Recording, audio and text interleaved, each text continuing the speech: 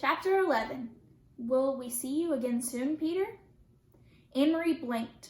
Across the dark room, she saw Ellen too, peering into the narrow wooden box in surprise. There was no one in the casket at all. Instead, it seemed to be stuffed with folded blankets and articles of clothing. Peter began to lift the things out and distribute them to the silent people in the room. He handed heavy coats to the man and his wife, and another to the old man with the beard. "It will be very cold," he murmured. "Put them on." He found a thick sweater for Miss Rosen and a woolen jacket for Ellen's father. After a moment of rummaging through the folded things, he found a small winter jacket and handed it to Ellen. Anne-Marie watched as Ellen took the jacket in her arms and looked at it. It was patched and worn. It was true that there had been few new clothes for anyone during the recent years, but still, Ellen's mother had always managed to make clothes for her daughter, often using old things that she was able to take apart and refashion in a way that made them seem brand new. Never had Ellen worn anything so shabby and old. But she put it on, pulled it around her, and buttoned the mismatched buttons. Peter, his arms full of the odd pieces of clothing, looked toward the silent couple with the infant. "I'm sorry," he said to them. "There is nothing for a baby." "I'll find something," Mama said quickly. "The baby must be warm." She left the room and was back in a moment with Kirsty's thick red sweater. "Here," she said softly to the mother. "It will be much too big, but that will make it even warmer for him." The woman spoke for the first time. "Her," she whispered. "She's a girl. Her name is Rachel." Mama smiled and helped her direct the sleeping baby's arms into the sleeves of the sweater. Together they buttoned the heart-shaped buttons. How Kirsty loved that sweater with its heart buttons, until the tiny child was completely encased in the warm red wool. Her eyelids fluttered, but she didn't awake. Peter reached into his pockets and took something out. He went to the parents and leaned down toward the baby. He opened the lid of the small bottle in his hand. "How much does she weigh?" Peter asked. "She was 7 pounds when she was born," the young woman replied. "She's gained a little, but not very much. Maybe she weighs 8 pounds now, no more. A few drops will be enough, then. It has no taste. She won't even notice." The mother tightened her arms around the baby and looked at Peter, pleading. "Please, no," she said. "She always sleeps all night. Please, she doesn't need it. I promise she won't cry." Peter's voice was firm. "We can't take that chance," he said. He inserted the dropper of the bottle into the baby's tiny mouth and squeezed a few drops of liquid onto her tongue. The baby yawned and swallowed. The mother closed her eyes. Her husband gripped her shoulder. Next, Peter removed the folded blankets from the coffin one by one and handed them around.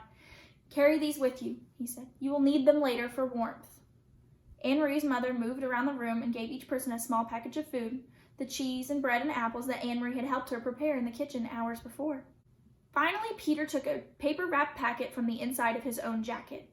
He looked around the room at the assembled people now dressed in the bulky winter clothing, and then motioned to Mr. Rosen, who followed him to the hall. Anne-Marie could overhear their conversation. "Mr. Rosen," Peter said, "I must take this to Henrik, but I might not see him. I'm going to take the others only to the harbor, and they will go to the boat alone. I want you to deliver this without fail. It is of great importance." There was a moment of silence in the hall, and Anne-Marie knew that Peter must be giving the packet to Mr. Rosen. Anne-Marie could see it protruding from Mr. Rosen's pocket when he returned to the room and sat down again. She could see, too, that Mr. Rosen has a puzzled look. He didn't know what the packet contained. He hadn't asked. It was one more time Anne-Marie realized when they protected one another by not telling. If Mr. Rosen knew, he might be frightened. If Mr. Rosen knew, he might be in danger. So he hadn't asked, and Peter hadn't explained. "Now," Peter said, looking at his watch, "I will lead the first group. You, and you." He gestured to the old man and to the young people with their baby. "Inge," he said. Anne-Marie realized that it was the first time she had heard Peter Nielsen call her mother by her first name. Before, it had always been Mrs. Johansson, or in the old days, during the merriment and excitement of his engagement to Lise, it had occasionally been Mama. Now it was Inge, and it was as if he had moved beyond his own youth and had taken his place in the world of adults. Her mother nodded and waited for his instructions. "You wait 20 minutes, then bring the Rosens. Don't come sooner. We must be separate on the path so there is less chance of being seen." Mrs. Johansson nodded again. "Come directly back to the house after you have seen the Rosens safely to Henrik.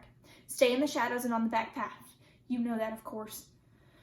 By the time you get the Rosens to the boat," Peter went on, "I will be gone. As soon as I deliver my group, I must move on. There is other work to be done tonight." He turned to Anne-Marie. "So I will say goodbye to you now." Anne-Marie went to him and gave him a hug. "Will I see you again soon?" she asked. I hope so, Peter said, very soon. Don't grow much more, or you will be taller than I am, little Longlegs. Anne-Marie smiled, but Peter's comment was no longer the light-hearted fun of the past. It was only a brief grasp at something that had gone. Peter kissed Mama wordlessly, then he wished the Rosens Godspeed and led the others through the door. Mama, Anne-Marie, and the Rosens sat in silence. There was a slight commotion outside the door, and Mama went quickly to look out. In a moment, she was back.